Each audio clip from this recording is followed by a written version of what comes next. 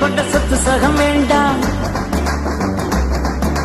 பட்டங்களை வாங்கி தரும் பதவியும் வேண்டாம், மாலைகள் இட வேண்டாம், தங்க மகுடமும் தர வேண்டாம், தமிழ் தாய்நாடு தந்த அன்பு போதுமே. என் ஒரு துளி வியர்வைக்கு ஒரு பவுன் தங்க காசு கொடுத்தது தமிழ் அல்லவா? என் உடல் பொருள் ஆவியை தமிழுக்கும் தமிழக்கும் கொடுப்பது முறை அல்லவா?